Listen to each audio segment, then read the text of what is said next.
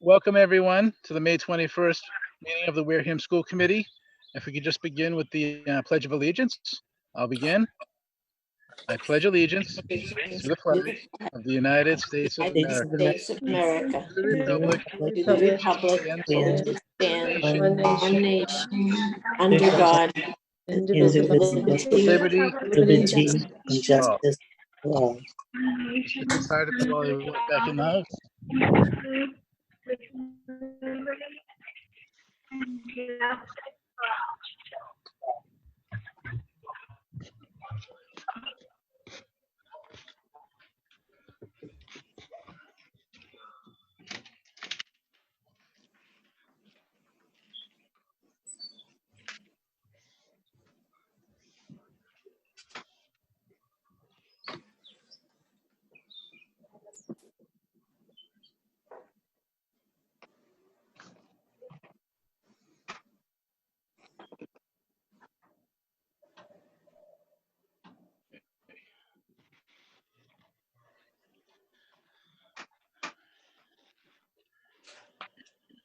I'm gonna switch over to my phone.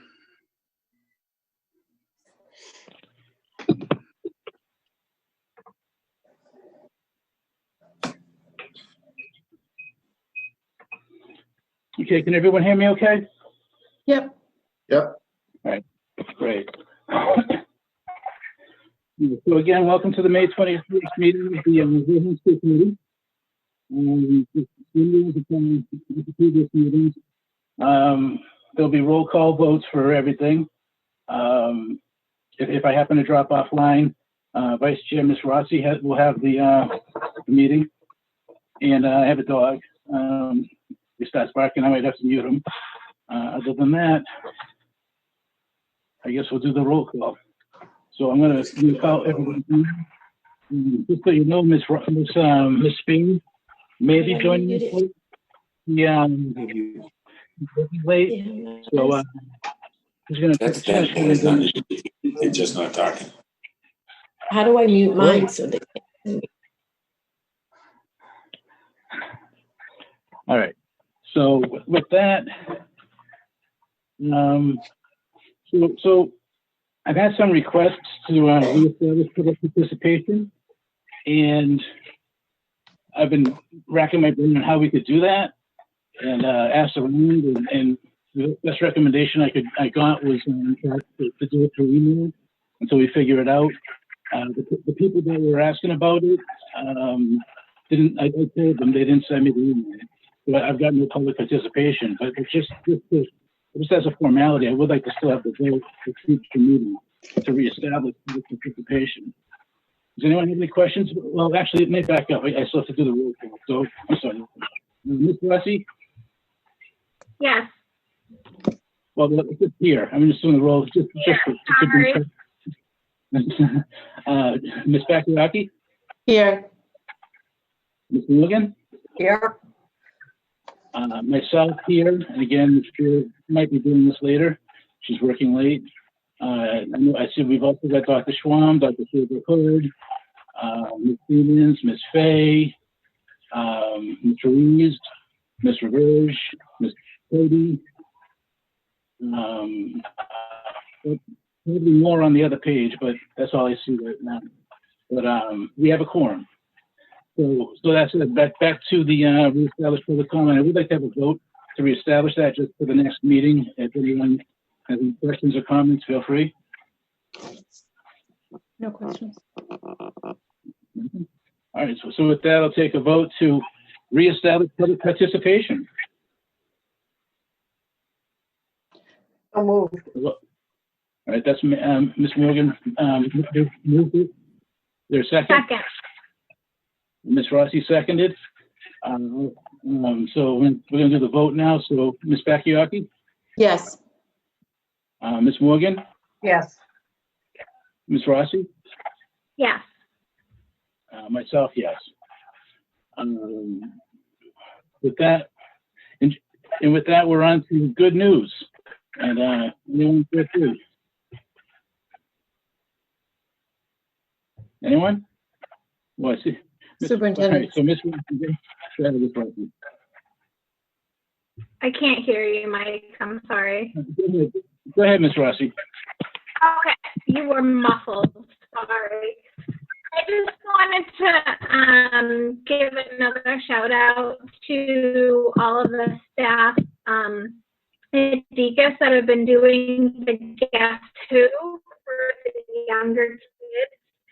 I drove by it yesterday, and it was really great to see the line of cars wrapped around Main Street for the kids to participate and try to identify some of their, favorite teachers and staff members at DECUS.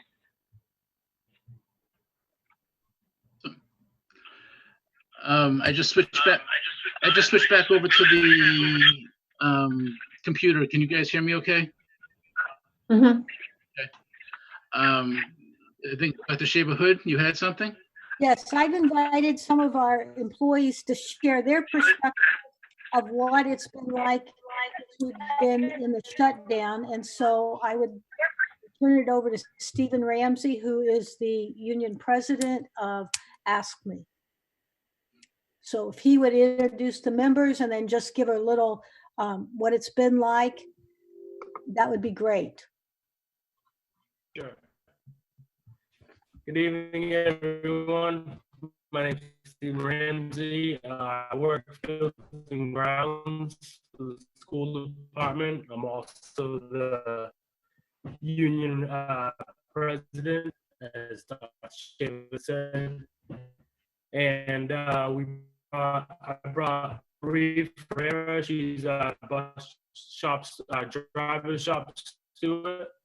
And Ricky Cleveland, he works at the high school as a custodian in the high school. And Ellen Nelson, who is the shop steward for the cafeteria workers. And just to give you guys an idea of what's been happening, everyone has been so awesome dealing with everything, the way everything's changed so fast, and everyone's learning as we go. And I just like to thank everyone while I have the opportunity for dealing with everything and rolling with the punches, and thank Dr.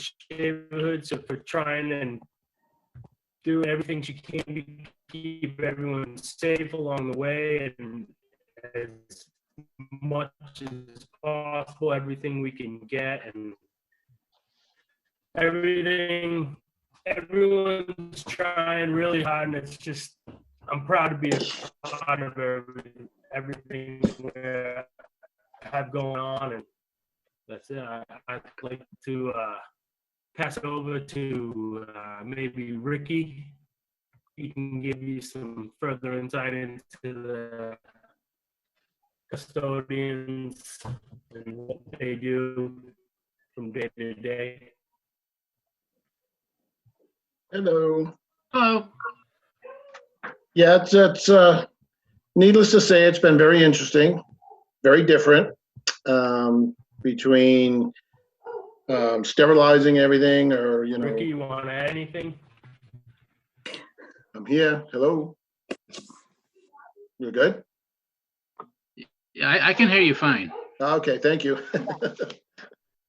But it's been interesting, different, like I said, but we've been able to adapt in what we have to do, thanks, for getting the supplies and stuff that we need to keep it going. But it's been interesting, trying to, keep the masks on and gloves we do anyways, and just trying to keep, separated as much as possible, between working into different rooms and going from, one to the other. But it's been challenging, but we've managed and we've done it, and we've been doing it for, years. So we just adapt to whatever is thrown at us. So.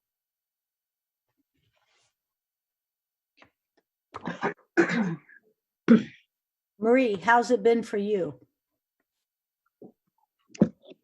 Well, it's different than when we first started. When we first started, we were all very nervous, scared, apprehensive about being on the front lines right there face to face with the public. And now that we've established and thank you, Kim, for all your support, where we asked for tables to keep the distancing, and Kim every couple of weeks emails to say, what do you need? Do you need gloves? What do you need?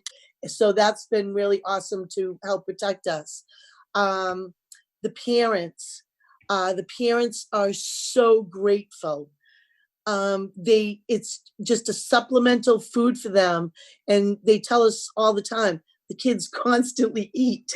That's all they do is eat. And you have no idea how grateful they are for the food. They really are, to the point that some of them are in tears. So it's just like heartwarming. We've had like great fun seeing the kids, and Walmart donated big bags of stuffed animals, brand new stuffed animals. So we were all the bus drivers were handing them out to the kids, and it was just amazing. They'd hug it. So it was heartwarming. And then we had Lori Briggy from Turning Point, who came and donated gigantic boxes of toys. So we were handing those out. Of course, the schools, Bethany Chandler with the Scholastic Magazines monthly. The kids love that. The parents love that.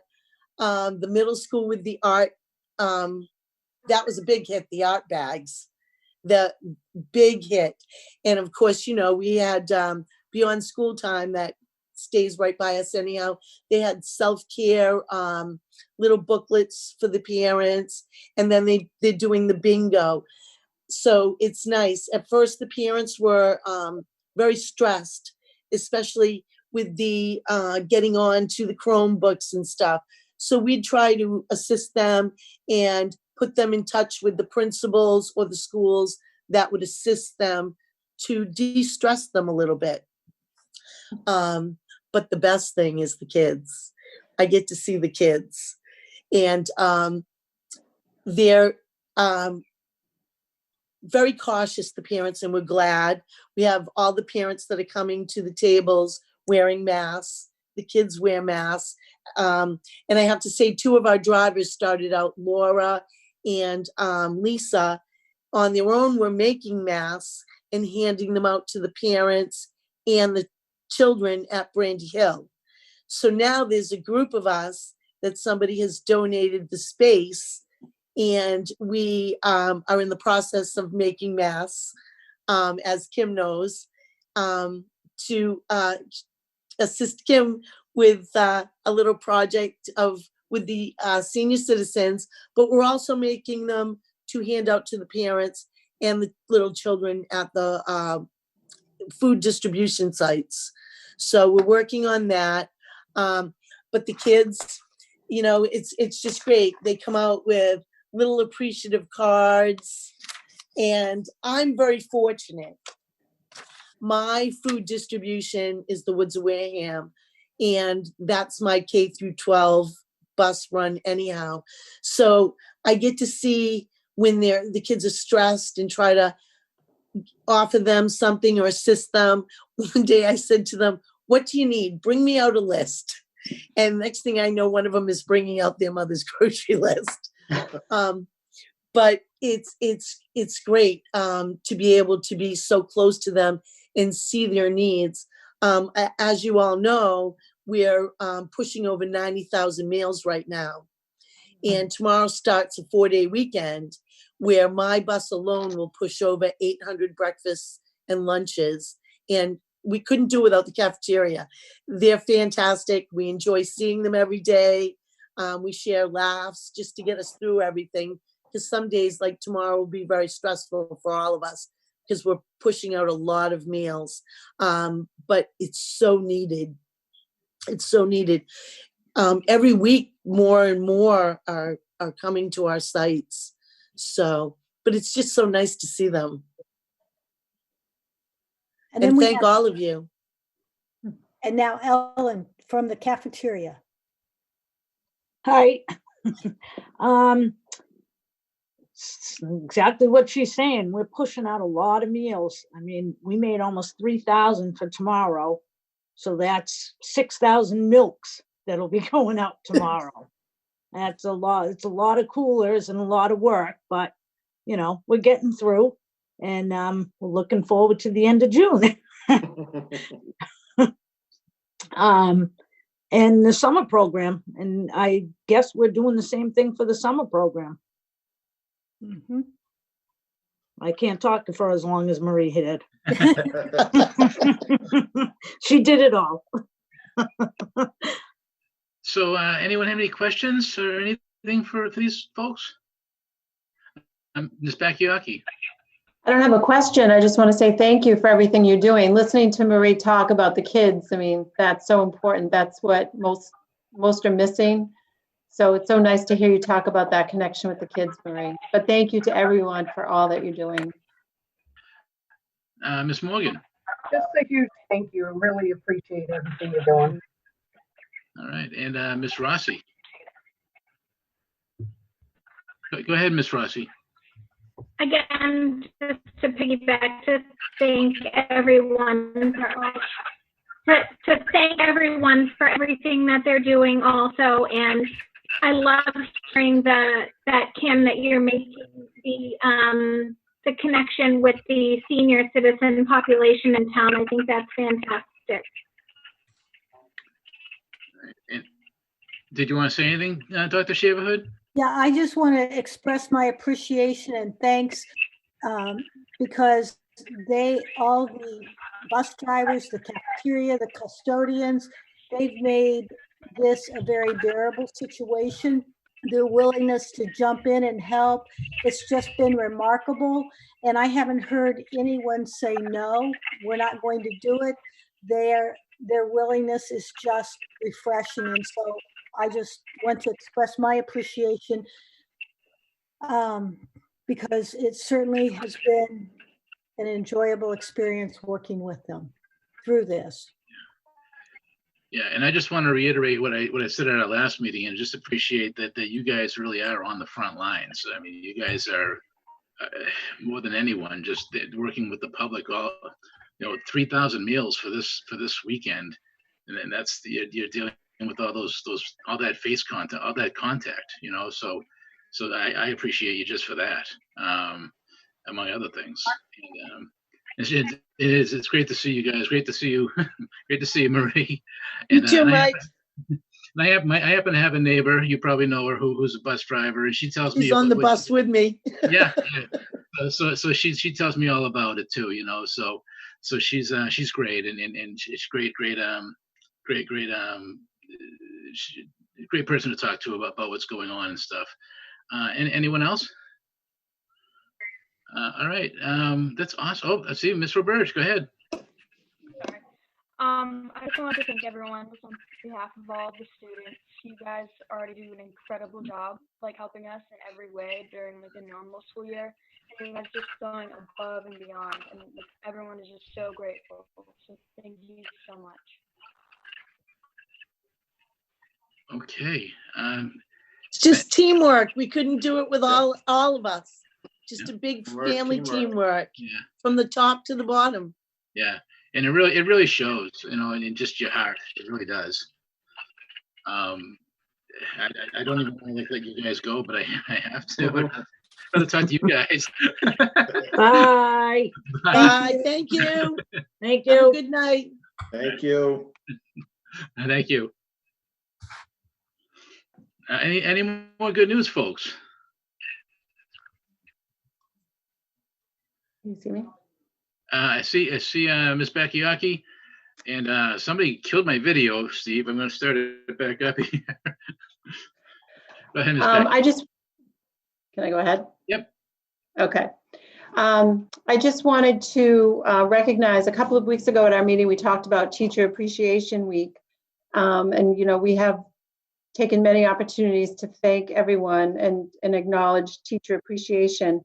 But on May 6th, the Board of Selectmen also issued a proclamation recognizing the teachers in town and teacher appreciation and thanking them for their efforts. I won't read the whole thing. I'd just like to read the last sentence. It Sure. says, "We, the Board of Selectmen, congratulate and recognize the dedication and the hard work of our Wareham teachers and staff in preparing our students for tomorrow's world."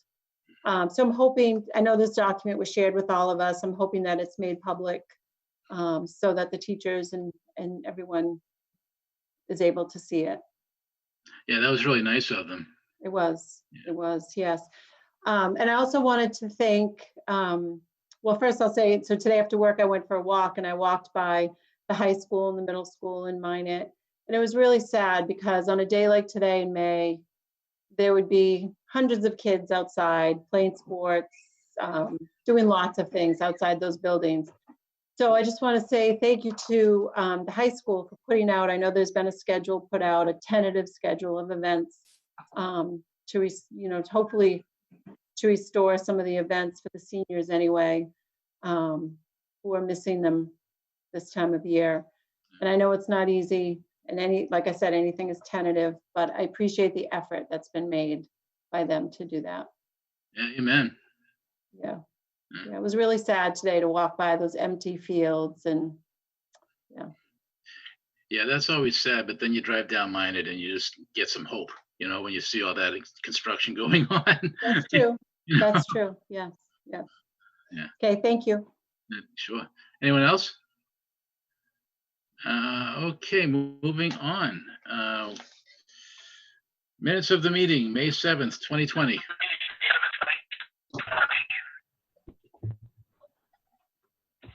We have a motion to approve. So moved. So moved. All right, so the first one was Ms. Bakayaki and the second was Ms. Rossi. So with that, I'll take any questions or comments. Ms. Rossi, did you have something? No, I was just making sure you saw my motion. Okay. Yeah. Anyone else? All right, so we have a motion and a second, so I'm gonna do the roll call. Ms. Morgan? Yes. Ms. Rossi?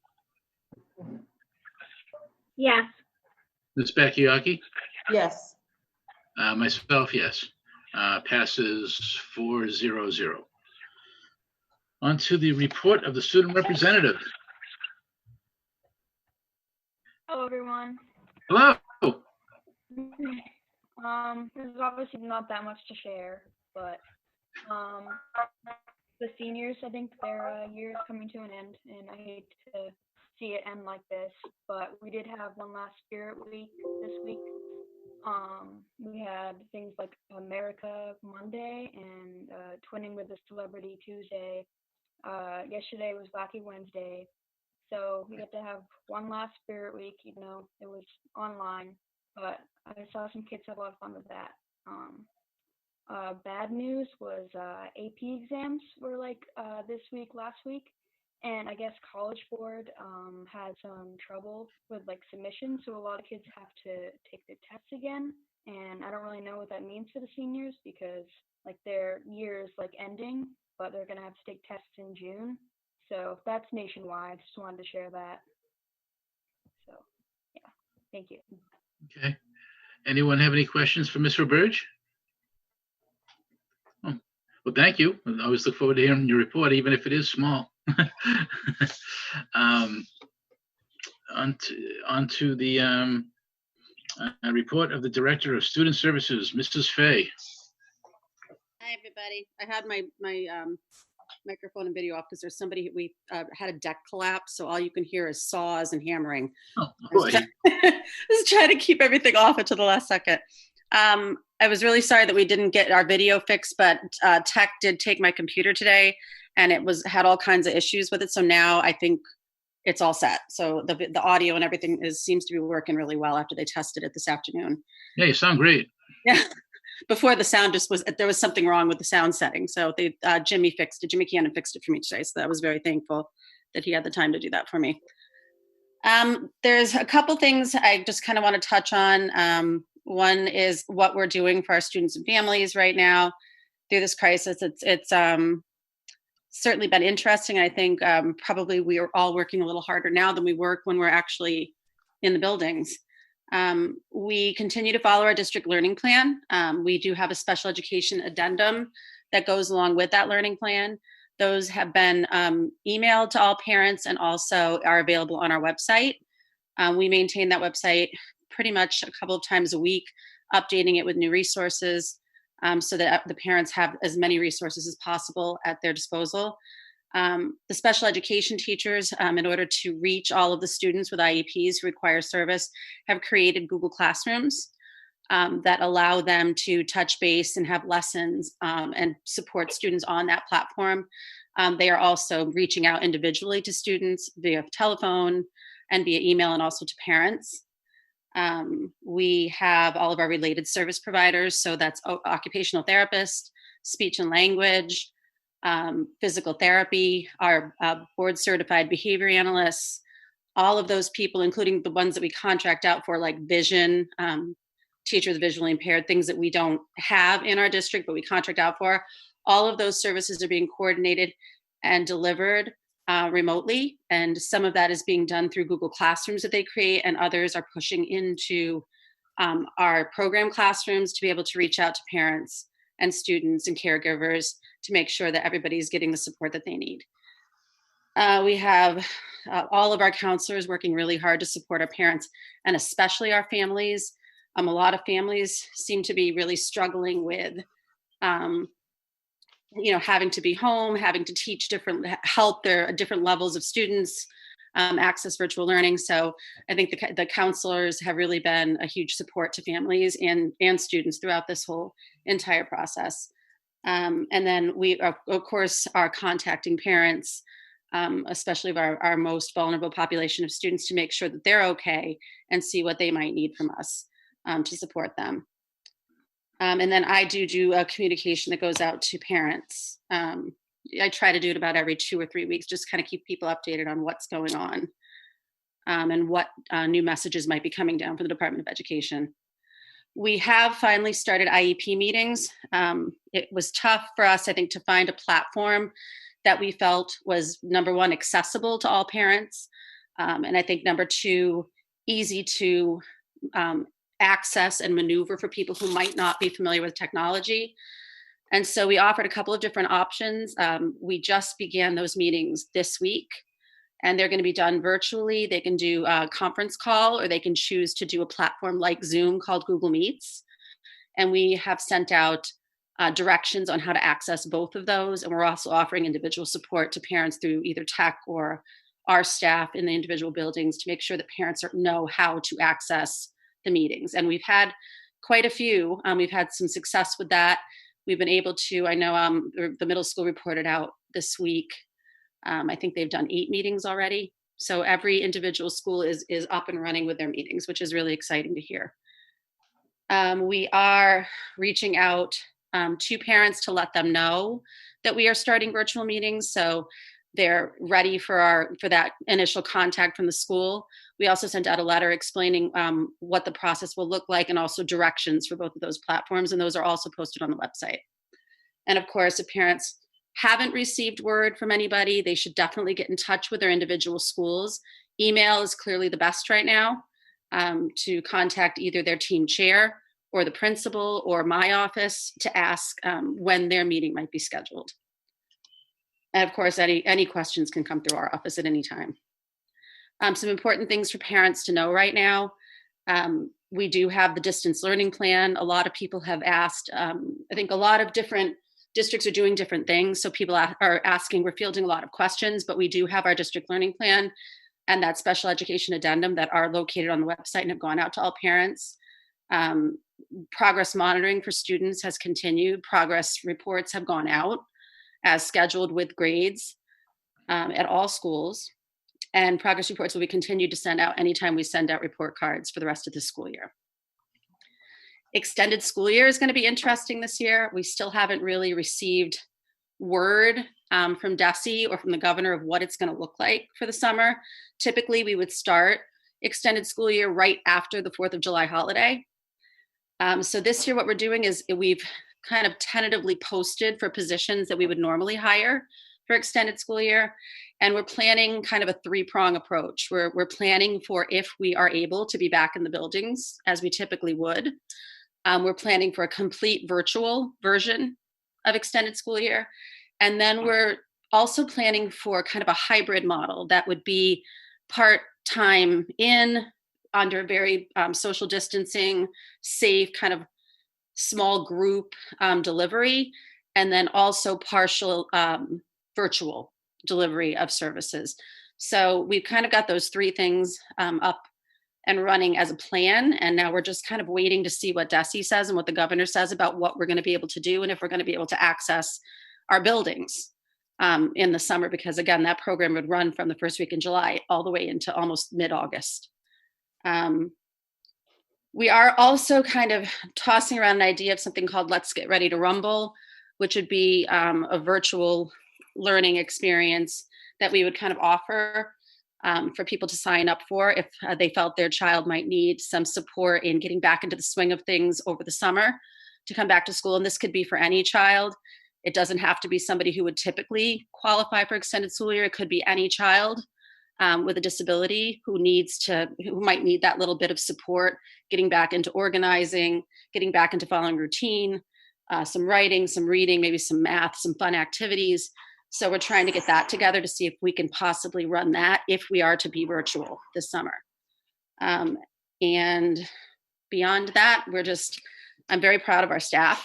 They've really gone above and beyond to really create documents and make sure that we are being very transparent, communicating with parents frequently, going above and beyond to support people, to support each other. This has been very difficult on staff and overwhelming.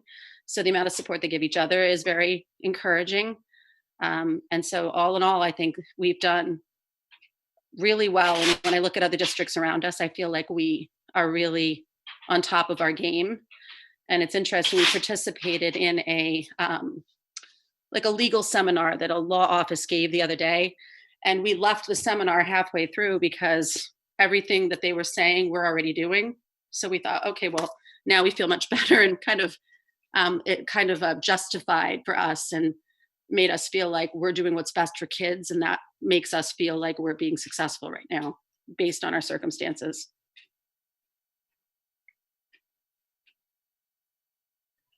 All right, thank you. Before I ask anything, I'll open it up to the committee. Does anyone have any questions or comments for Ms. Fay? Ms. Rossi, go ahead. I again just want to tell everyone how much I appreciate all the hard work all of the teachers are doing with accepting things a little bit later and really working with kids to get everything done.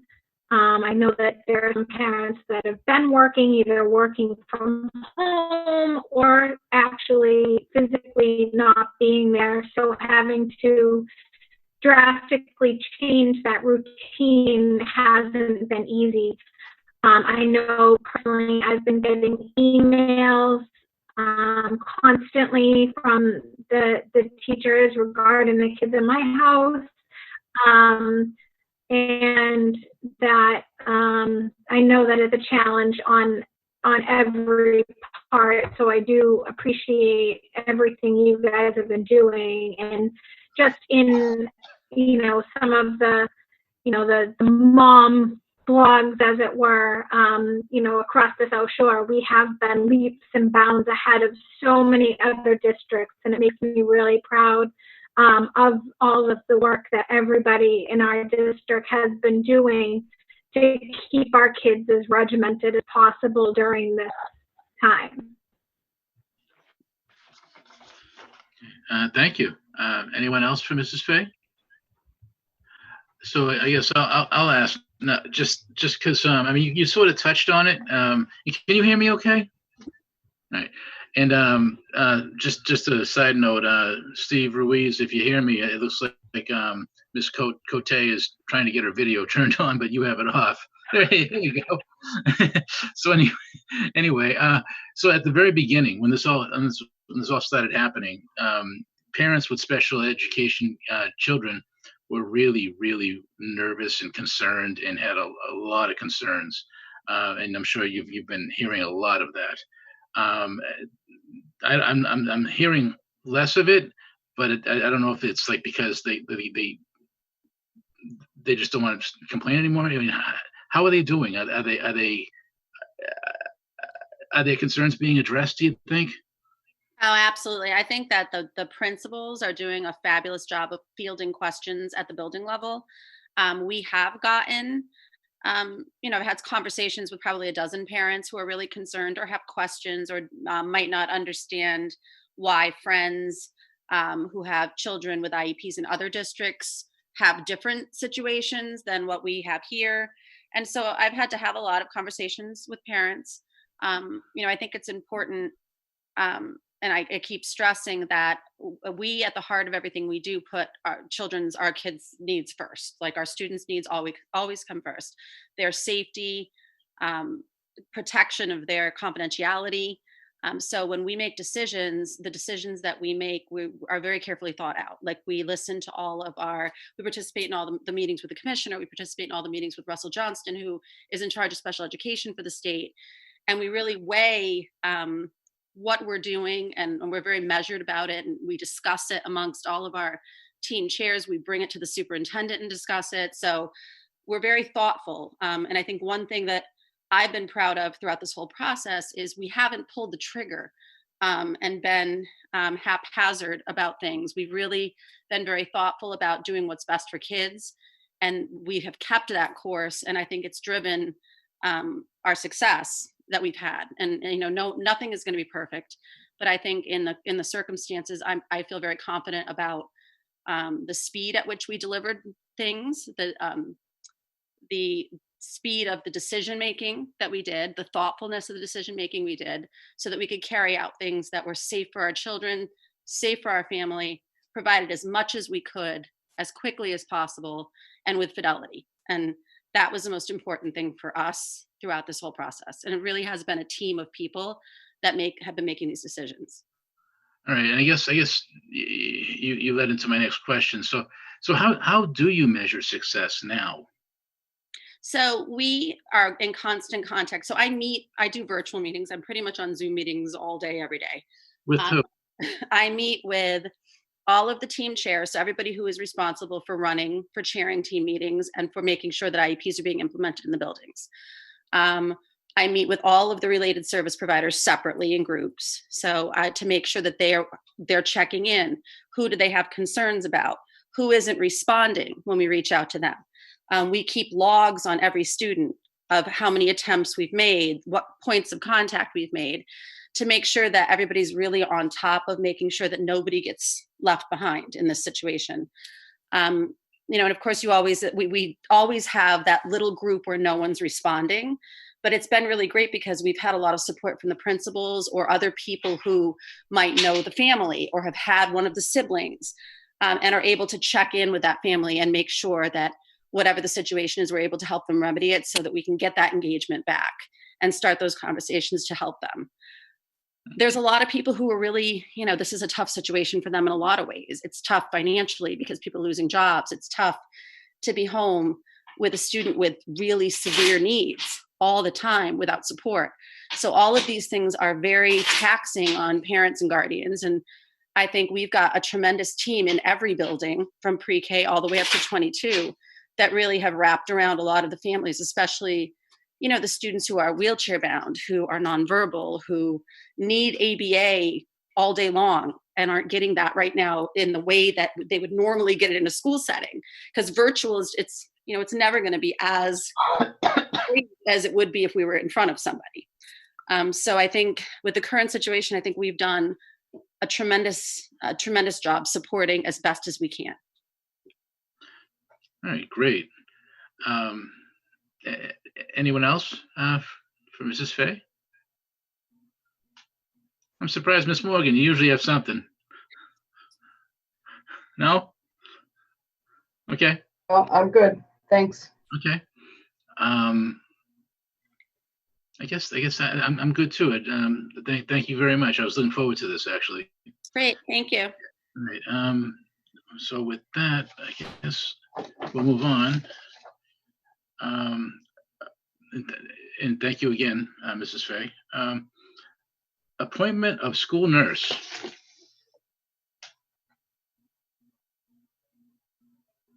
Hello, everybody. So I'm very proud to have you appoint Danielle Ambrose as the Minot Forest school nurse. Danielle was hired first as a long-term substitute when Janice St. Pierre had retired. And there's a lot of requirements in order to become a certified nurse through the Department of Education. So not only did she have to take the MTELs as a school nurse, and she has to keep up with her own nursing workshops and things, but she also had to take a series of workshops and webinars for school nursing. There's probably about 5 or 6 that she had to take throughout the year. So she was very diligent in signing up for everything. She completed all those requirements. She was able to submit her application for certification to the Department of Education. And now we're just ready to expedite that. And she has completed everything that she has needed to do. She's been a wonderful addition to Minot Forest. I appreciate Mrs. Akins, who's been her mentor during the school year and has helped her out. I know that she's helping out with the town health department during this pandemic right now, as many of the nurses are. So it's my great pleasure. The kids love her, the families love her. So I would like to recommend that she be appointed officially as the Minot Forest school nurse. All right, any questions for Mrs. Siemens? Ms. Bakayaki? Oh, yeah, you're on mute. I don't have any questions. I just want to say, just from, I know you're so good about posting about what's going on in the school, and she just seems to have really jumped in and really be a great addition to the school. So I'll be happy to vote. Thank you. Anyone else? I have kind of an interesting question. Now, it's the nurses have to take the MTEL, and how does that relate? Like why? I don't know. So they have to take the communication and literacy portion of the MTELs. I had to do that when I was going for my next degree.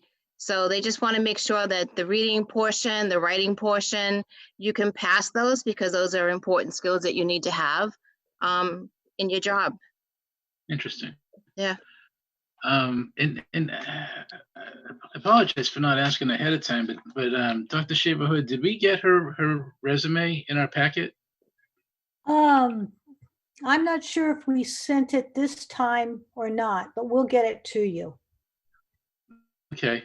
I see Ms. Ruiz shaking her head no. Okay.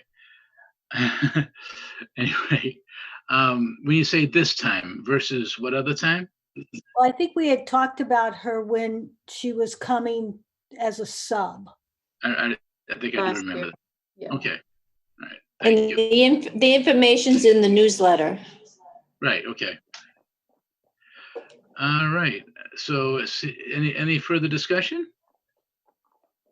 Seeing none. And just by the way, so I think I see, yeah, Dr. Schwam says she is terrific in the chat. So I'll take it.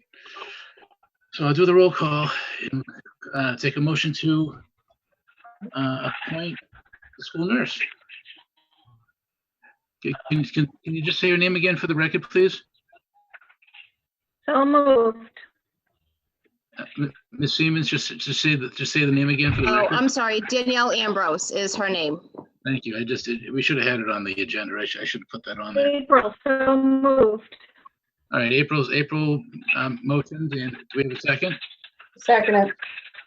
That's Ms. Bakayaki, Yes. and I'll do the roll. So Ms. Morgan, Yes. Ms. Bakayaki, Yes. Ms. Rossi, Ms. Rossi, I think she's frozen. Mhm. well, myself, yes. Ms. She- Rossi, yes or no? She wrote yes in the chat. Oh, there we go. Yep. So we have unanimous 400. Yeah. welcome aboard permanently. Thank you. Yeah. Yeah. Yeah, I got you, April. Okay, moving on. Approval of school handbooks for 2020 to 2021. Dr. Shaverhood, if you want to just, call whoever. I'd like to thank you. We'll start with Mr. Palladino. If you could explain your changes, and then you have received a copy of their handbook as well as the changes. So if you'd just like to briefly go through, and then if there are any questions, I'm sure they'll ask them. Sure. Thank you. Thanks for the opportunity. And I just want to thank the teachers from the site-based management group, the students from the Student Advisory Council, the school council, and the deans for all their work, just helping to make sure we have a great document. So I'll just go through the changes. First change, Mary Alice Rourke is our new special education secretary. Page 6, we added the calendar. Page 8, we just added the website because we want to really pump the website up. We do a grab and go breakfast, so we had to allow for students to eat breakfast in the hallway. So there's some language change there. Just a word in page 14 on the warm clothing.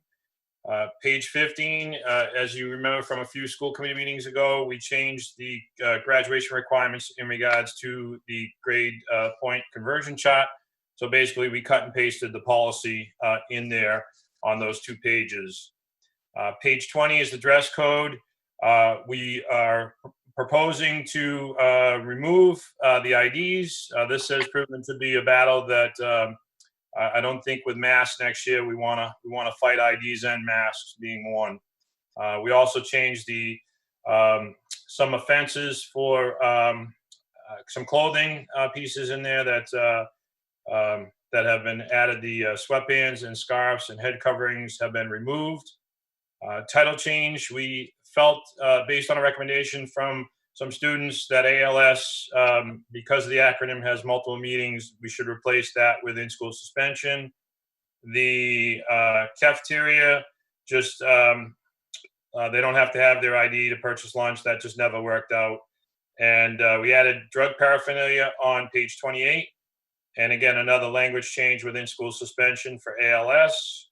And then this was a recommendation that I'm really excited about from one of our parents on the Student Advisory Council to recognize students that play 4 sports, 4 years of one sport. We have a lot of students that are very involved in athletics, and they traditionally wouldn't get recognized. So that actually we hope to take place this year if we have an awards night.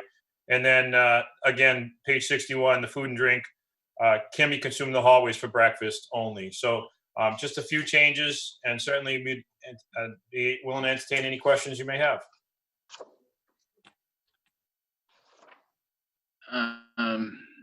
Who's got questions or comments for Mr. Palladino? No one? Not even you, Joy? For me? Yeah, you always have something to say about the handbook. No, I mean, I guess all I'll say is for all of the handbooks, I mean, I really, everything is stated really clearly, and I really just love how the handbooks have evolved, and happy to make these changes to make it even better. So not I don't have anything about the handbook, but yeah, I heard you say if there's an award night. I hope there's going to be when there's an award night. Well, we have plans, but we're keeping our fingers crossed. We're pushing everything into August, and we hope we can do it. Yeah, kids deserve it. You know that. I do. All right. So I see no further questions or comments. We'll take a motion to accept the high school handbook. So moved. That was Ms. Bakayaki. Do we have a second? Ms. Rossi has a second. Any further discussion? Seeing none, I'll do the roll call. Ms. Bakayaki? Yes. So moved. Ms. Rossi? Type it in if you need to. Yep, I see it. Ms. Rossi says yes. Ms. Morgan? Yes. Myself, yes. Passes 4-0-0. Thank you. Thank you. All right. Next, we'll move to the middle school, Mrs. Cote. Hello, good evening. Good evening. We have very little changes because we made so many changes last year. So it's really just updating dates on page 5. Sorry, keep going. You can go. We added on page 5, it was just the new school calendar. On page 6, we updated our term schedule for the year. On page 8, we just changed an amendment for the right dates. On page 22, we added appropriate footwear must be worn at all times. We're having issues with slippers at the middle school, so we wanted to add that in there. On page 38, we just updated the list of clubs that we're offering. On page 48, we wanted to change some language and put vaping devices in to that language. On page 45, we added tampering with the night lock devices. We have all night lock devices in every room now, and we wanted to make sure that our students took it seriously and that they're not to touch those. On page 60, we corrected a telephone number that was wrong in the previous handbook. And those are all of our changes. All right, any questions or comments for Mrs. Cote? Oh, Ms. Morgan, go ahead. Yeah, so what's wrong with the slippers? Because I have slippers on right now. I think it's fine with remote learning. All right, thank you. Anyone else? Oh, Ms. Bakayaki. What is a night lock? So they're special locks that we have in all of the schools now, in all of the classrooms. So it's a device that you put in the door. So you put it so that if we have an intruder in the building and we're having a lockdown within the building, you put it in and it's virtually, Carl says you can still get in, but it's virtually you can't get in. So there's little boxes that are right next to all of our doors in the middle school. So if you're at the middle school again, I'll show you. But the kids can just open it and put the device in and lock themselves into the classroom. So we want to make it sure that if they do that, they're going to get a severe penalty for that. Oh, okay. All right, thank you. You're welcome. So yeah, the last time I toured the middle school, you showed me those. They were actually very low profile. I was surprised how they work. But now I have to ask: has anyone done that? Locked everybody else out? You know, we predicted a couple of kids that would do it by the end of the school year, but since we went to remote learning in March, it never happened yet. That's funny that you could nail it down right to a couple of kids. Well, you know your students. All right. Anyone else for the middle school handbook? All right, I'll take a motion to accept. So moved. That was Miss Bakayaki. I'll take a second. Second. Ms. Rossi seconded. Any further discussion? Seeing none. I'm going to do the roll call, so I'll start with Ms. Rossi. Yes. That's a yes. Okay, Ms. Bakayaki? Yes. Ms. Morgan? Yes. Myself, yes. Passes unanimously 4-0-0.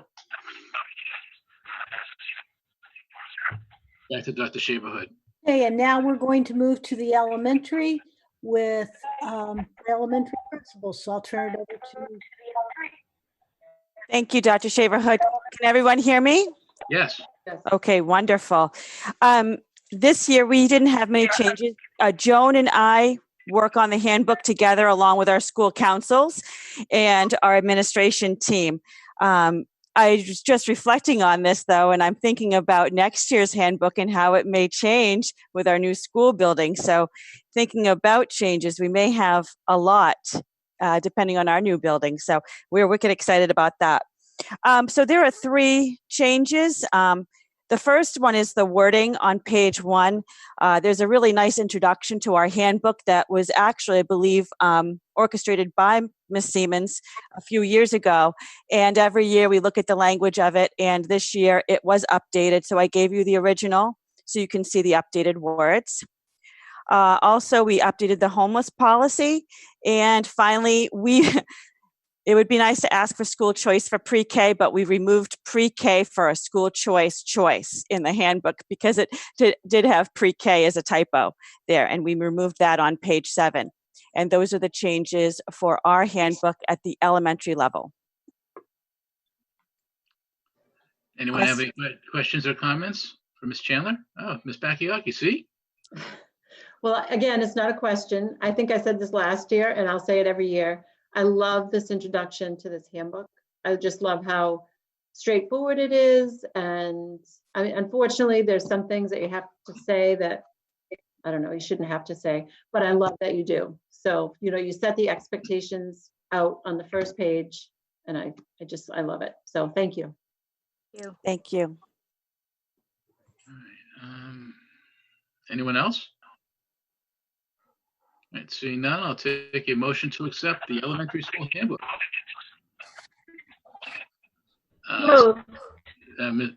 Ms. Rossi moved. Do we have a second?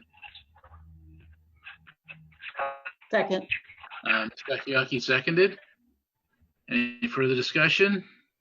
Seeing none, do the roll call. So Ms. Morgan, Yes. Ms. Bakayaki, Yes. Ms. Rossi,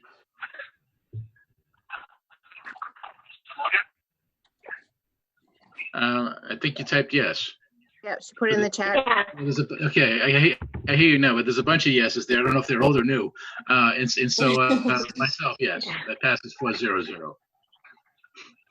I think that concludes the school handbooks. Good job, guys. Thank you. Moving on to acceptance of gifts. Yes, I would ask the committee to please accept the following: $2 gift from yourcause.com to the high school, and $29.11 gift from Charities Aid Foundation to the middle school. Do I have a motion to accept? So moved. That was Ms. Bakayaki. Do we have a second?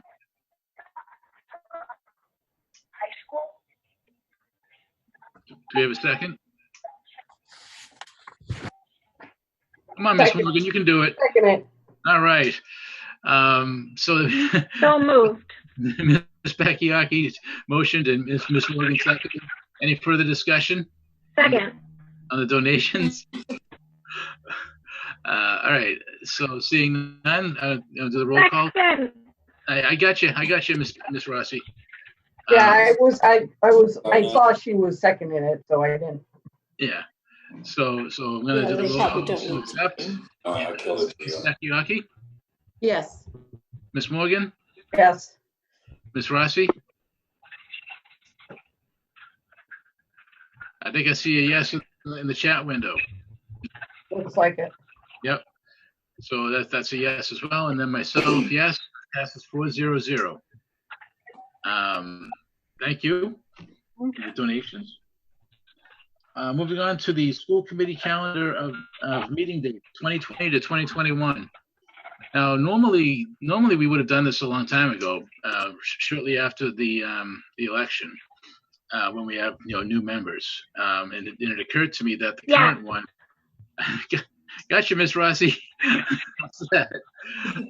So it occurred to me that our current one is going to run out of dates. It's the last one on it is June 18th. It's going to expire. So we need some more dates. And I don't think the election is in, Ms. Beck, remind me, is it June 23rd? I believe that's the date. Yep, the end of June. Yeah, so I think we need a vote on the calendar. And I think it's safe to say where the 2 people running for the school committee this year are unopposed. I reached out to, and that would be Ms. Bakayaki and Mr. Berjoli. I reached out to Mr. Berjoli with these draft dates and asked him if he had any conflicts, and he said no. And so at least he's a yeah he's a yes on these if he were here. So I'm comfortable taking a vote on these dates if you guys are. Mm-hmm. So any questions or comments on these?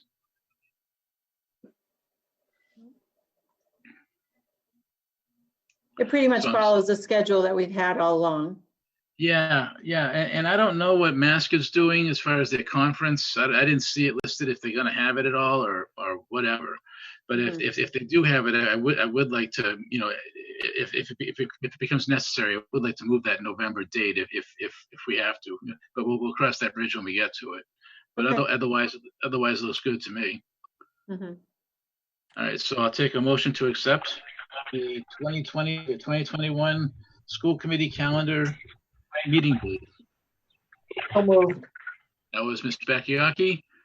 No, it was, I see Ms. Rossi as well. So that's motioned and seconded. Any further discussion? Seeing none. Okay, I'll do the roll call. Ms. Morgan, Yes. Ms. Bakayaki, yes. Ms. Rossi,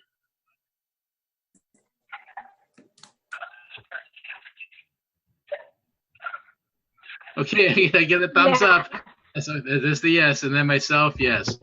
Passes 4-0-0. All right, and now, Ms. Rossi, I would tell you to use your phone, but I think you're already on your phone, right?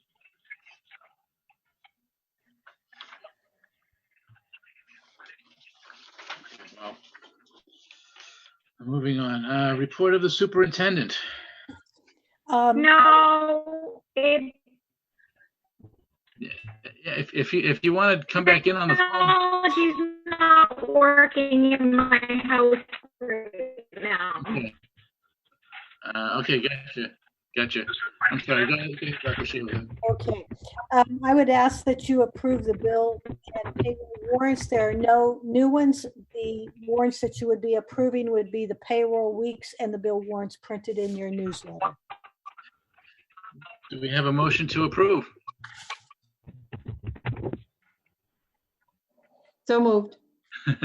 Thank you. A second? Second it. Thank you, Ms. Morgan. Motioned and seconded. Any further questions or comments on that? Seeing none. All right. Roll call. Ms. Morgan, Yes. Ms. Rossi. Thumbs up on Ms. Rossi. That's a yes. Ms. Bakayaki Yes. and myself, yes. And I just asked Dr. Shaver Hood. Everything's. I'm signing everything on time and stuff, right? I'm not too far behind on that stuff, am I? No, you're good. Okay. All right. And so yes, so we're still on your report. Right. I sent you the monthly report. It was done on May 15th. It shows where we are at year to date. If you have any questions, I'd be happy to answer them. So normally I would, but I'm pretty familiar with the document because we're on the Joyce and I are on the budget committee, but certainly anyone else pipe up if you'd like. Ms. Bakayaki. I did ask a couple of questions already, but I just wanted to go to the last page where you did the comparison between fiscal years, which is really helpful, especially now, to be able to see that ending percentage at this date. So my only question is that what you expected that number to be, that 26%? No, I think it has helped us with not having to have subs. And Oh, no, I mean expected like in our situation. Oh, No, yeah. if we were in school, it would be different, I'm sure. Right. No, I was pretty pleased with that. We've really been watching the POs and uncumbering them when we needed to. So I think that we're coming in pretty well. I will go ahead to say, if you don't mind, that we're going to have a budget meeting in the very near future. We're going to have a new budget number that will go to the town prior to the town meeting. So I would be sending out some dates shortly. Now, I wonder if it would behoove us all if we all met like we did originally with the FinCom and the Selectmen all together in one meeting. Would that be helpful, you think? I know that the FinCom would be interested in doing it. I couldn't speak for the others. Yeah. I agree, Mike. I think it would be helpful to have everyone in the same, well, I was going to say in the same room, but on the same meeting. I wonder how that. I wonder if we'd break Zoom if we had if we had all that. But I guess it's something we could talk to Mr. Ruiz about, and the chair of the FinCom and the chair of the Selectmen. I was, Brad, sorry. Oh, go ahead. Go ahead. I was just going to say, I was looking at the calendar today and I saw that we only have one meeting left. Is that right? In June, you said the date. So we're going to have to vote a new budget number. Yeah. As a school committee, right? Yeah. So I don't know if that date, we need a different date or what. Yeah. When is the town meeting again now? June 15th. Oh yeah, we're gonna have to go before that. Right? Or is it? Yeah, the election is the 23rd, I believe. Oh, okay. Yeah, but the next. I could be wrong. The next school committee meeting is the 18th. Right. Yeah, so we would have to do something beforehand. Mm-hmm. So expect that, guys, that we'll need to do that. Yeah. So. I think Mrs. Morgan has a question. Oh, go ahead, Ms. Morgan. I just wanted to make a statement that going along with you, Dr. Shaverhood saying about the subsidies, I can imagine too, the other thing is the transportation, that, we're not doing that. So that's helpful as well. Yes.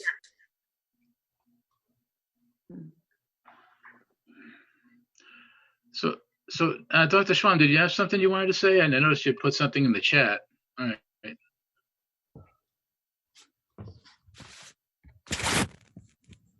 I was just responding to April about her idea about having a meeting with everyone in the auditorium and being able, with FinCom and us, right, and being able to social distance so we could actually be in person.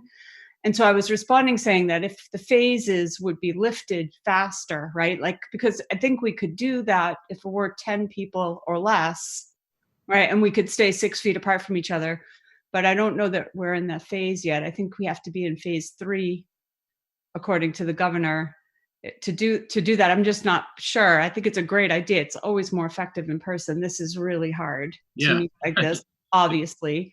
But I was just thinking about that and having a conversation with her about that, really. The Ms. Ross is asking, is it dependent on room size? Yeah, you have to have enough space to be able to move, to be able to stay enough farther apart from each other and then have the presentation. So I think the auditorium would be a perfect space for it. I don't think it would be a bad idea. It's just that the governor has sort of said, like, I would want to revisit his phases and say, well, and then is that those phases in time for when we actually have to meet, right? Because we're under a little bit of a time crunch. Yeah. So I don't know. And a lot of people are at different places in their panic with this whole thing, phases or not. So it's just a complicated, really tough situation. So yeah, I mean, even if we said, hey, let's have it in the auditorium, I mean, I wouldn't fault people for not being comfortable with that. I'd be okay with it, but maybe not everyone would, Exactly.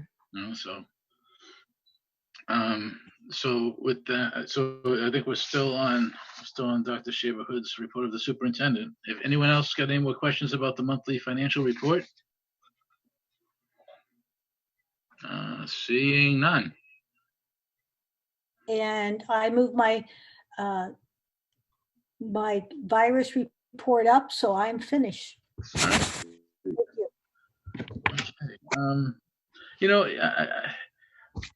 I wasn't sure when to ask this. When Mrs. Fay was speaking, it just occurred to me, when she was talking about, the participation rates and stuff like that.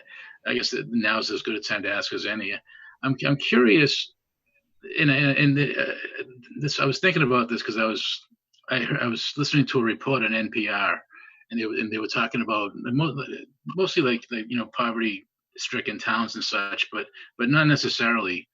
That there's a certain percentage of students that are just like dropping off, like the face of the earth. Like you don't hear from them again. The schools don't hear from them again after all of this. I mean, do we have a certain population in our schools that aren't reporting in at all? I would say we have a very, very small percentage, and we've sent Carl out to visit them. We've looked to make contact, and we've just been unable to do that.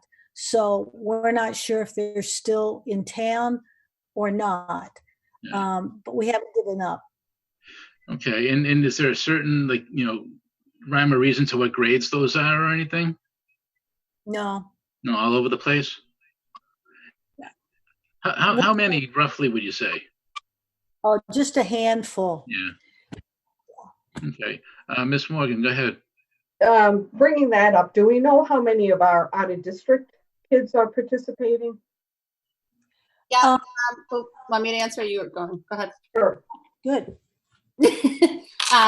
We have a couple of students who this has sent into hospitalizations, so they're not participating, and it's unfortunate. All the rest of our students who are in our out of district programs are participating. I would say the majority of 90% of the places that we have students in are doing an absolutely fabulous job of providing services. And then there's some that not so much. And our out-of-district coordinator is right on top of constant, bi-weekly contact with all the families of the students, with the schools, to make sure that they're on top of everything. So I would say, with the exception of 2 students that are currently hospitalized, every single one of those students is completely engaged in virtual learning, if they're not on campus, because we do have some that are actually still on campuses. Right. Okay, great. Thank you. Yep. Ms. Bakayaki.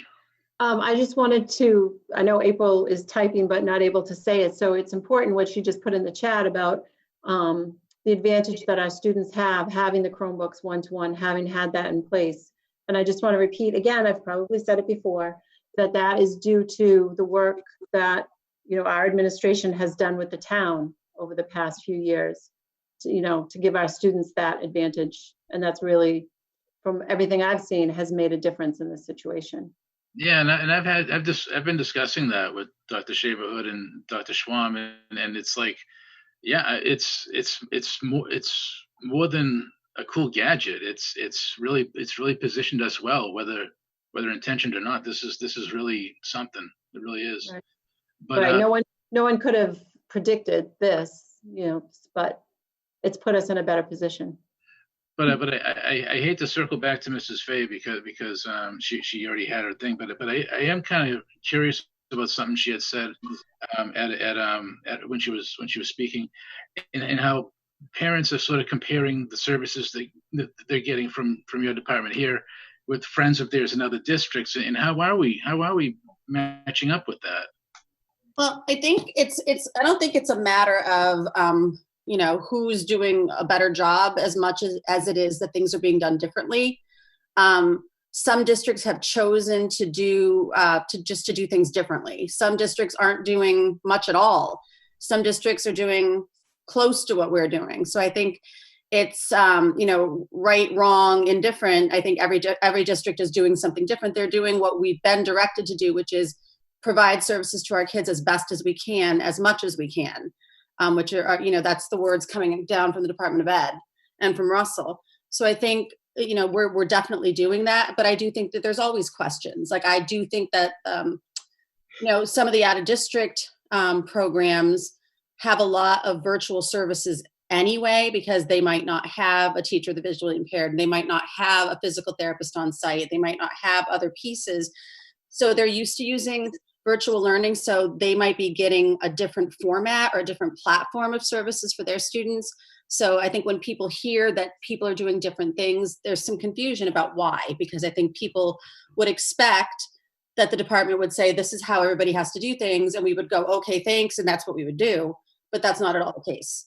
So I think it's been left to every superintendent and every district to come up with their own plan that works for their district, and platforms that work for their district and their population of families and students, that provides the most access equitably to everybody. And I think that we've done a good job of that.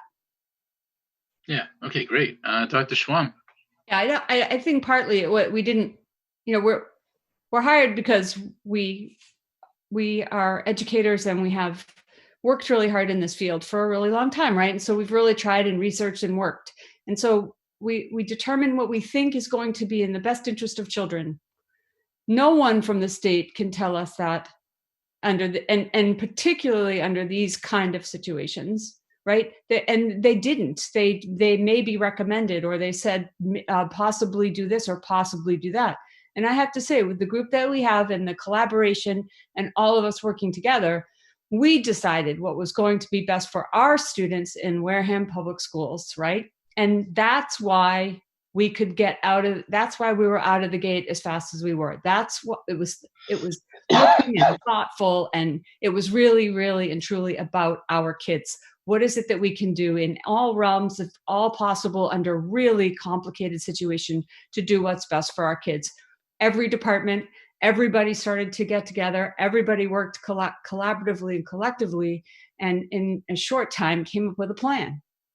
And then as we implemented that plan, we've changed and we've grown and we've added and so forth. And from many different avenues, from all different people, from preschool all the way through to the high school, from teachers to paras to secretaries, everybody's been involved in the plan.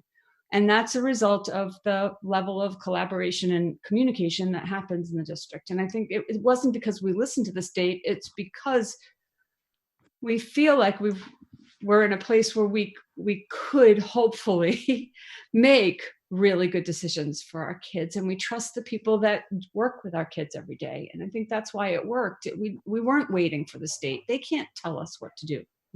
They don't know our kids. Thank you. I agree. That's great. Ms. Morgan.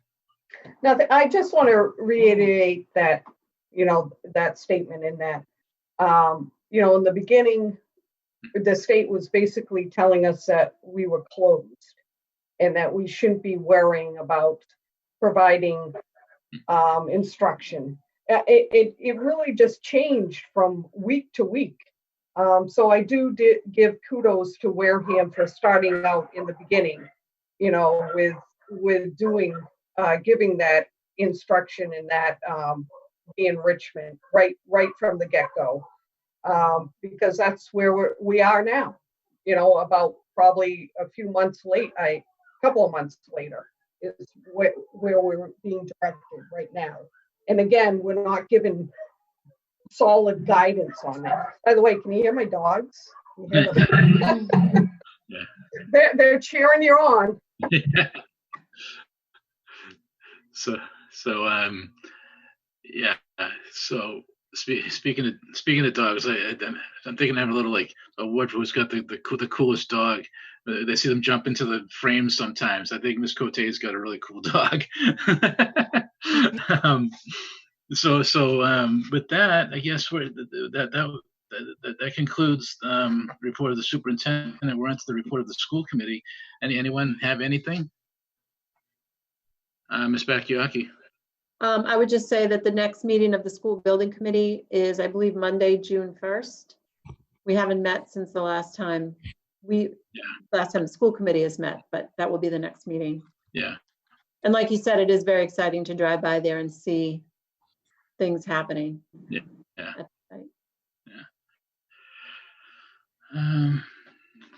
On to any other business. Anyone have anything?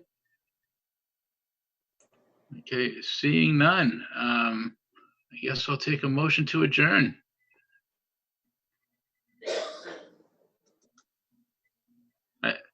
Ms. Rossi, is that a motion to adjourn?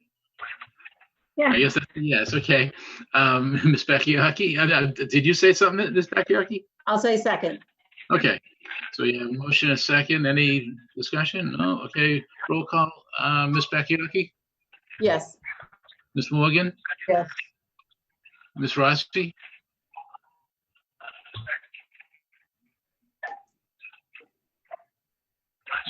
Yes. Ms. Rossi. Okay. Yeah. See it. Yep. Myself. Yes.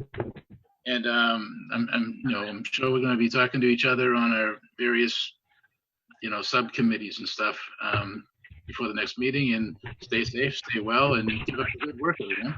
Talk to you later.